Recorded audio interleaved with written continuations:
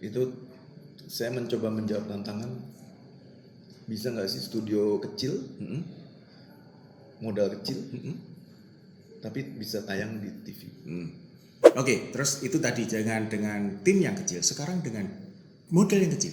Berapa sih modalnya Mas pada waktu itu? Masih ingat nggak? Dulu saya bikin bertiga itu, Vicky komputer 1, Oke, RAM dan laptop 1, laptop 1, saya laptop 1. laptop 1. Jadi Jadi laptop cuma 2, laptop 2 dan PC PC 1. 1. That's it.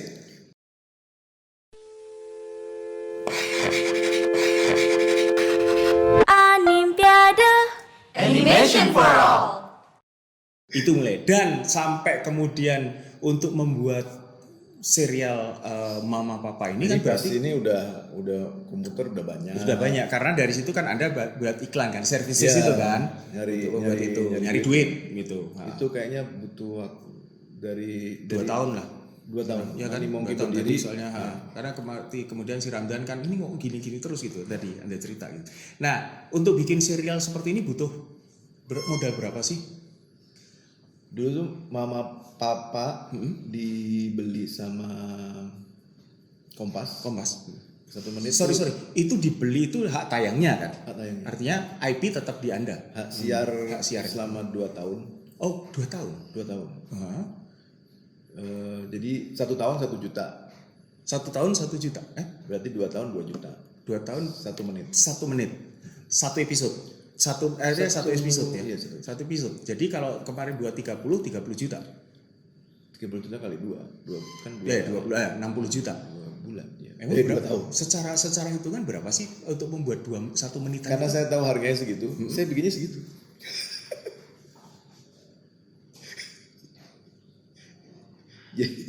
jadi kan saya bikin konsep dulu nih. Ya. Saya bikin konsep. Oh, jadi Anda belum buat ya? Saya konsep bikin dulu. ininya 5. Saya bikin 5 episode kan. 5 episode. Saya tuh dummy. Ya, demi. Oke. Saya bikin 5 episode. Saya keliling. Saya keliling tuh udah sampai Semua stasiun televisi.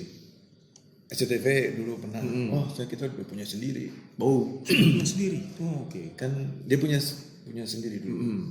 Yang apa? Somat. Oh, si Somad, keluarga Somad. Punya SCTV kan. RCTI. Ya. Enggak tahu, Pak. Oke. Ya, pokoknya punya sendiri lah. Terus yang lain lah.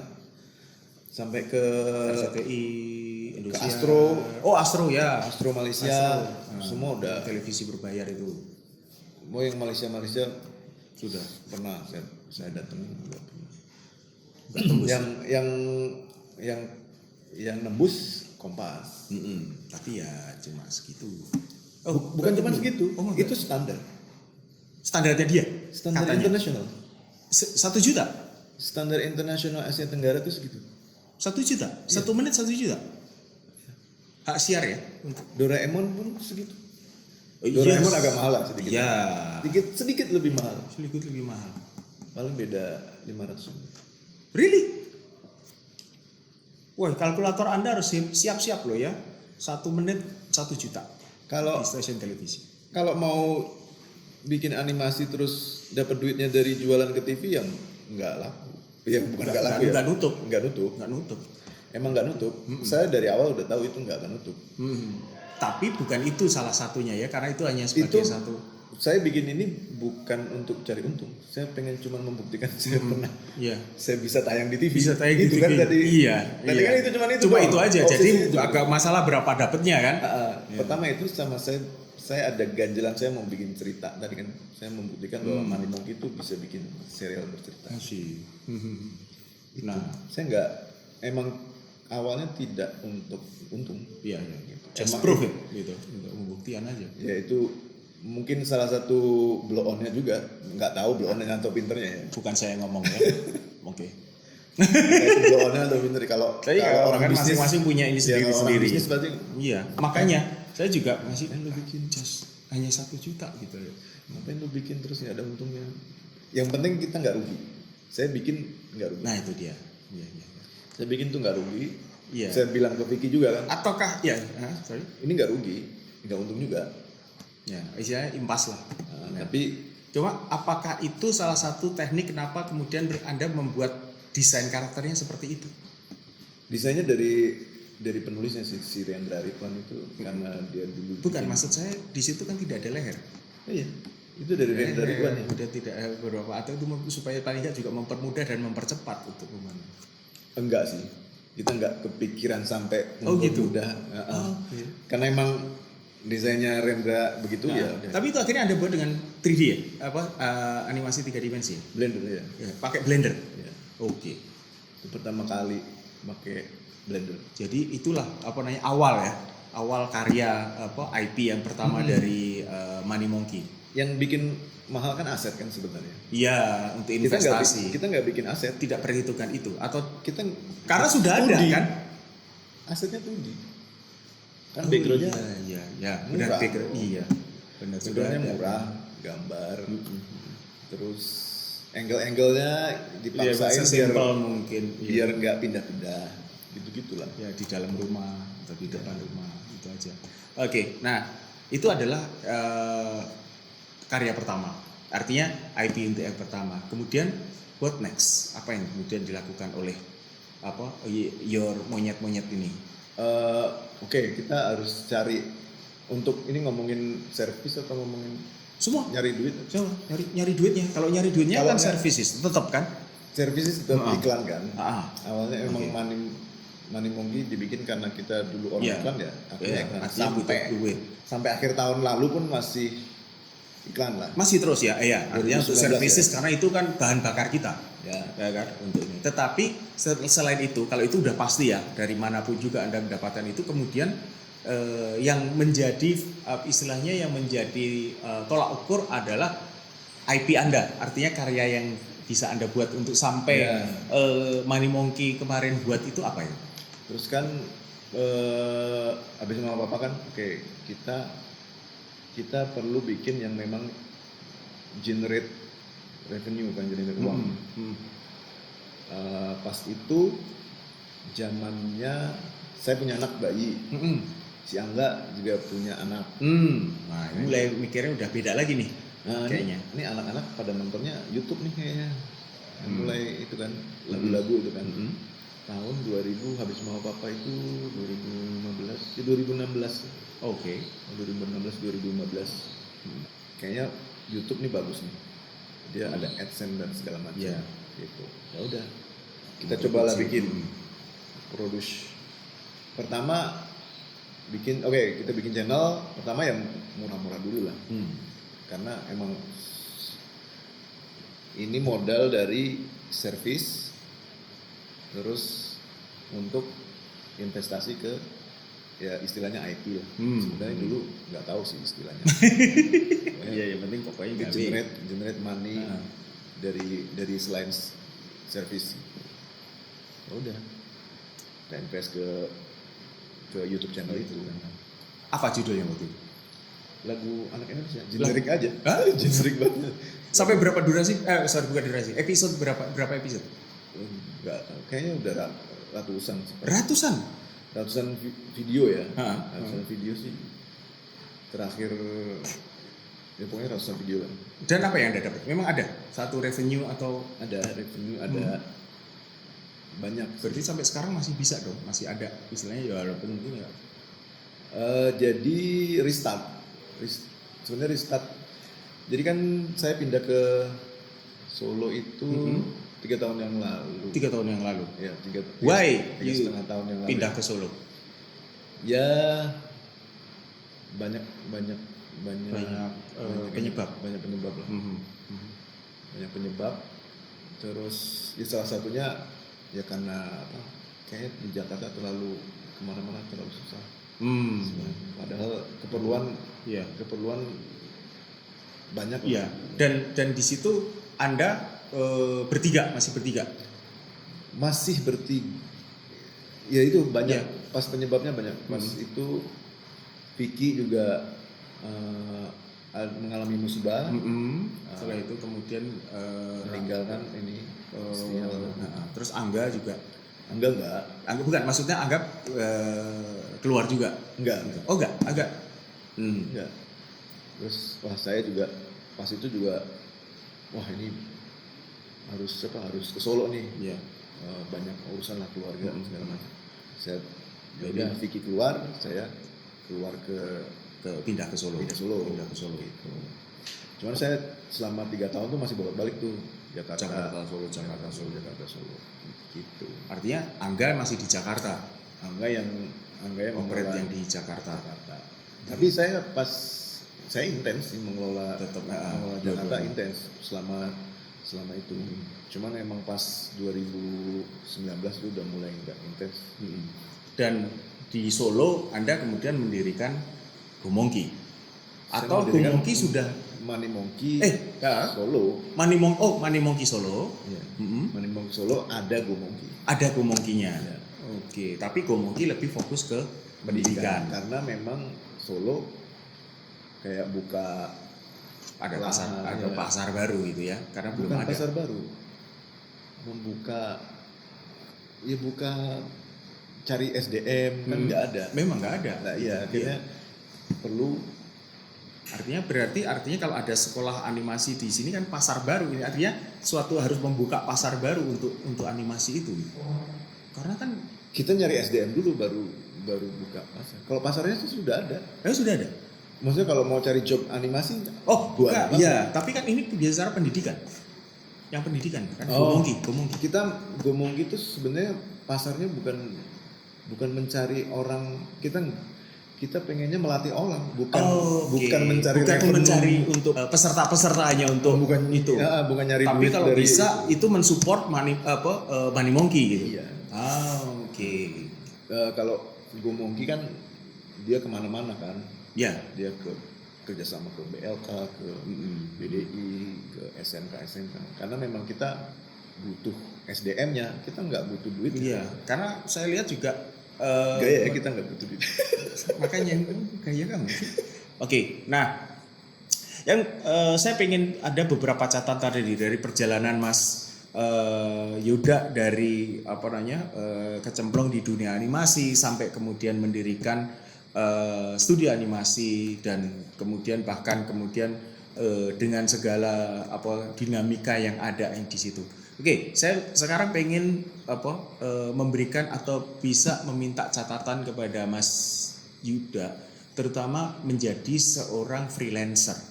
Apa yang dibutuhkan atau apa yang harus dilakukan untuk bisa hidup sebagai freelancer? Ya freelance itu kan sebenarnya Anda menjual diri sendiri kan. Iya. Ya berarti Anda harus branding diri sendiri dengan baik aja. Artinya kan harus memenuhi kebutuhan dari studio animasi yang mungkin memerlukan jasa atau keterampilan atau skill Anda gitu.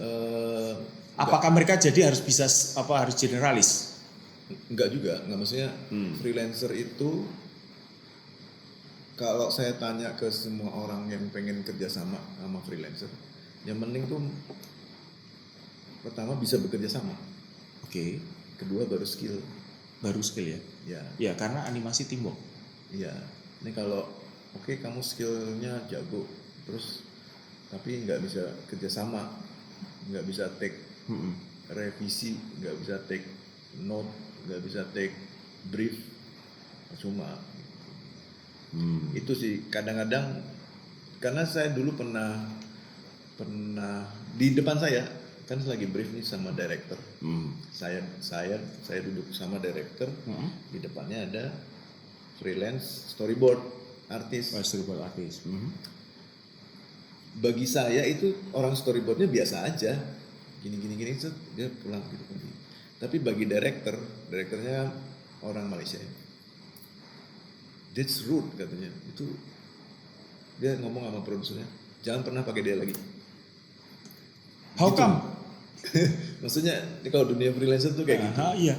Jadi kalian membawa dirinya tuh harus bener-bener hati-hati gitu. Iya. Karena yang kalian jual kan nggak cuma skill, tapi memang juga, attitude, cara kerja, sama behavior itu semuanya itu juga akan merepresentasikan ini ya. Ya. Jadi kalau orang yang attitude-nya aneh gitu ya, kan banyak ya. Awkward. Maksudnya aneh tuh kalau bagi kita orang seni atau orang animasi lah. mungkin nggak aneh. Tapi bagi orang biasa mungkin dia aneh.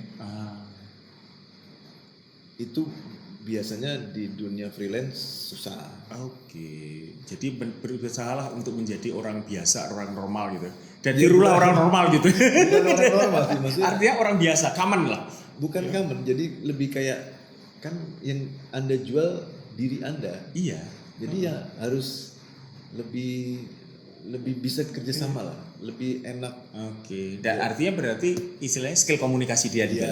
ada Iya skill kan? komunikasi, ada nggak cuman skill Skill atau- animate aja atau iya. skill dia ya. Oke, ingat ya. Bagi Berarti orang yang komunikasi. nggak suka begitu, ya mending kerja di studio aja. Studi aja, udah jadi karier aja, jangan profesional. Karena kadang-kadang saya lihat enak ya kayaknya jadi karyawan. Kayak teman-teman saya yang enak kayaknya. Gak usah mikir, Iya. gak usah mikir berat-berat. Iya. Apalagi kalau tiba-tiba kita yang dihubungi gitu ya, Anda yang dihubungi, bukan Anda nggak perlu nyari gitu. Ya kan, berdasarkan portfolio Anda, berdasarkan pengalaman Anda, mungkin mouth power mereka, udah lu pakai Yuda aja sih, seperti itu. Nah, oke, jadi itu ya. Jadi mereka harus bisa berkomunikasi, bisa berteamwork di situ. Itu salah satu Ya. tipsnya lah. Tips, Tapi yang ya. kedua ya pasti tetap building your portfolio. Iya, kan, iya, maksudnya. iya, capacity ya, untuk apa skill dan capacity mereka itu Juga harus. Nah, kemudian yang pertanyaan berikut karena biasanya mereka ini yang ditunggu-tunggu. Saya tahu Anda pasti nunggu. Katakanlah kalau saya sebagai seorang freelancer, hitungan saya gimana Mas untuk menerima suatu pekerjaan dan apa yang harus saya lakukan kalau saya katakanlah menjadi seorang animator untuk menerima pekerjaan secara freelance gitu. Bagaimana cara perhitungannya? Apakah ada istilahnya apa yang harus diperhatikan atau apa yang harus yang harus kita hitung ya untuk supaya nanti kita bisa yang nggak kemahalan tapi juga nggak kemurahan gitu. Kalau Anda sudah tahu harganya sendiri, berarti itu nggak kemahalan. Tapi kalau Anda belum tahu, ya berarti ya memang segitu harganya. Ngerti nggak sih? Diplomatis sekali dia. Kalau Anda udah, oh emang harga saya segini, berarti bener, udah. Tapi kalau Anda belum tahu, ya udah memang harganya segitu. Karena Anda belum tahu. Nanti kalau lama-lama Anda makin tahu, ya udah berarti memang udah levelmu memang hargamu segitu. Dan tapi yang menentukan bahwa itu worth it atau enggak kan si studio atau pemberi pekerjaan itu kan? Iya, diri Anda sendiri. Saya mau 5 juta, terserah. Saya mau 50 juta, terserah saja. Tinggal yang mau ngasih kerjaan mau nggak? Lihat portonya, lihat orangnya. Oh ini 50 juta nggak apa-apa deh, bagus. Oh ini 5 juta kayaknya kemahalan ini. Oke. Kayak gini dong. Tapi untuk menentukan katakanlah di atas 5 juta atau 50 juta atau 20 juta itu pada saat kita mendapatkan pekerjaan apa yang kita lihat? Apakah dari brief dia, setelah ada brief dia, atau artinya gini, Mas aku cuma buatin ini, nah ini itu apa yang perlu diketahui oleh seorang freelancer ya untuk akhirnya dia bisa menentukan apakah itu 5 juta atau 50 Nah masalahnya juta. tuh orang freelancer itu lulus kuliah terus mau freelance. Wah iya, Nggak bisa. Kalian harus di industri dulu. Nah catat ya, kalian harus di industri dulu, jangan begitu lulus kemudian mentang-mentang bisa pernah bikin animasi 1, 2, 3, 4 terus kemudian Nggak bisa. Makanya kalian jadi nggak tahu harga kan, karena kalian nggak di industri. nah itu dia. Kalian harus di industri dulu, building network, baru bisa freelance. Orang juga percaya kan karena udah pernah kerja sama di berbagai proyek, terus baru. Dan itu biasanya pekerjaan sebagai freelance itu hanya dalam satu istilahnya begini. Apakah satu pekerjaan sehingga mulai dari katakanlah modeling sampai animating atau hanya kalah compositing atau hanya di modeling saja atau di animating saja atau bisa beberapa artinya beberapa. bisa. Maksudnya kalau dari Money Monkey sendiri kan kadang-kadang kita masih suka tuh pakai freelance. Oh, dari Money Monkey masih bisa atau ada itu juga melakukan itu. Kalau lagi penuh kan kita animate-nya freelance ke sini atau modelingnya freelance ke sini. Dan di situ Anda sudah menentukan, oke, dengan animate saya butuh sekian, itu kira-kira range-nya sekian, itu sudah ada ya. Artinya Anda juga mempunyai suatu Ada rate, tuh kan? karena berbeda project ya, maksudnya ini project ini bisa dengan range segini nih. Iya. Kalau project ini Bisa berbeda ya? ya bisa Ya, berbeda. karena tergantung dari nilai proyek itu sendiri dan Nilai durasinya juga gitu ya. Nanti dengan nilai proyek segini mau nggak si freelancernya? Kalau freelancernya juga kan, oh kayak gini doang sih bisa dengan nilai segini. Oh nggak bisa nilai segini gitu lah. Oke. Nah, untuk bisa mendapatkan pekerjaan-pekerjaan sebagai seorang freelancer itu selain kalau Mas Yuda kan karena juga dikenal gitu ya untuk oleh mereka sehingga mereka bisa memberikan pilihan. Kalau misalnya kemudian dari seorang yang memang katalah mereka saya sudah punya skill itu, kemudian saya mau menjadi seorang freelancer. Biasanya pekerjaan-pekerjaan itu dari mana ya? Kalau ada yang mereka tidak tahu gitu. Apakah kita perlu memperkenalkan pada studio-studio bahwa ini loh, gue open sebagai freelancer dengan untuk pekerjaan seperti ini, apa sudah Bisa. dimungkinkan itu? Bisa. Jadi ada orang yang memang nyari di mana? Link. Oh, LinkedIn. Ya, link kan, LinkedIn itu kan. Ada. Biasanya nyari tuh studio-studio atau orang-orang yang memang bisa punya director atau produser, dia kirimin lah. Ini showreel saya freelance. Saya freelance apa? Saya freelance storyboard artist. Saya freelance Berarti animator. dengan portfolio mereka itu ya. Ini portfolio saya. Atau ke mana aja bisa blast di status Facebook gitu. Ini portofolio saya di website saya atau di ArtStation atau di Vimeo atau YouTube. Dan itu tidak cuma hanya di Indonesia saja ya. Iya. Karena saya selalu mengatakan bahwa benar nggak sih Mas bahwa animasi itu adalah profesi internasional, Iya. ya kan? Artinya kan bisa dimanapun sepanjang mereka ya, termasuk juga harus bisa secara bahasa ya. Itu yang berarti ada satu. Apalagi kan udah sosmed ya. Oh iya. Udah, Ya, orang-orang bisa udah pada apalagi memperluas. yang baru, anak-anak baru kan pada sering post karya-karyanya kan di Twitter atau di Instagram. Ini kan bisa dilihat sama orang luar juga kan. Ya itu biasanya wah ini bagus nih. Biasanya mereka juga bisa kontak. Gue enggak kerja sama kita project. Jangan mikir dulu duit lah. Kalau pertama ya, tadi kan ini buat pemula ya. Iya, pemula. Pikirin dulu building your portfolio. Iya, dulu. portfolio, your skill, your portfolio. Expand network.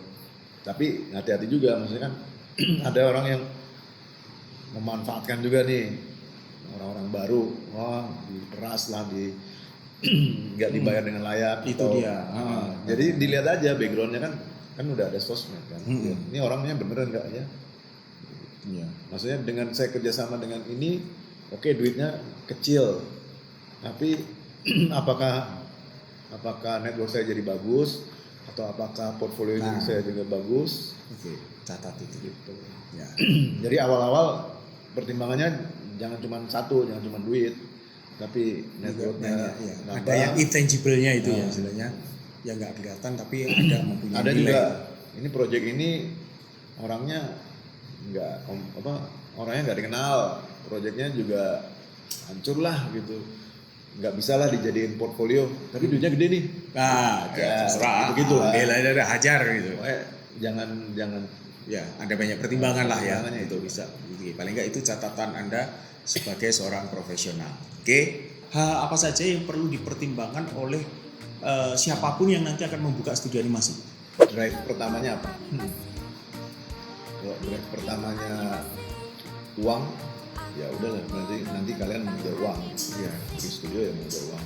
Ya nggak apa-apa juga, boleh juga.